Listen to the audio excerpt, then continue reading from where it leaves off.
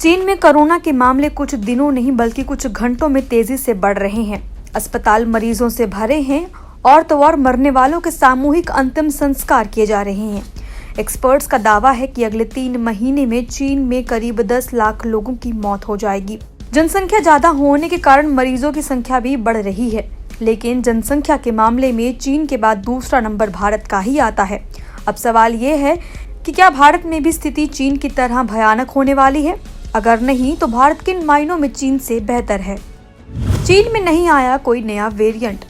अभी ये उम्मीद जताई जा रही है कि चीन में बढ़ने वाले मामले ओमिक्रॉन के सब वेरिएंट के हैं, ना कि कोई नया वेरिएंट।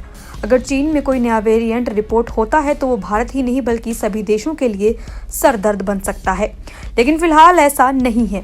इसलिए भारतीयों को पैनिक होने की जरूरत नहीं, लेकिन कोविड से बचाव के नियमों का पालन करना बेहद आवश्यक है। जीनोम सीक्वेंसिंग में भारत चीन से आगे। भारत में कोविड एक्सपर्ट्स के मुताबिक चीन और भारत की स्थितियां बिल्कुल अलग है। भारत जीनोम सीक्वेंसिंग में चीन से आगे है। इसका सबसे बड़ा कारण है चीन का दूसरी दुनिया से अलग रहना, ना ये जानने की कोशिश करना कि बाकी देशों में कौन से वेरिएंट पैदा हो रहे हैं, और ना ही अपने सक्रिय वेरिएंट की डिटेल बाहर आने देना। जब तक कोई नया वेरिएंट और खतरनाक स्ट्रेन नहीं आता तब तक भारत को खतरा नहीं।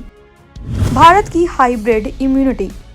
कोविड पर बने टेक्निकल एडवाइजरी ग्रुप के प्रमुख डॉक्टर A.K. अरोड़ा के मुताबिक भारतीयों में व्यापक हाइब्रिड इम्यूनिटी मौजूद है। इसके अलावा वैक्सीनेशन के कारण भी स्ट्रेंथ मिलती है। वहीं चीन में जीरो कोविड पॉलिसी के चलते नेचुरल इन्फेक्शन कम रहा, जिसके चलते वहां हाई इम्यूनिटी ना के बराबर पैदा हुई, लेकिन इंडियंस में नेचुरल इम्यूनिटी डेवलप हुई है।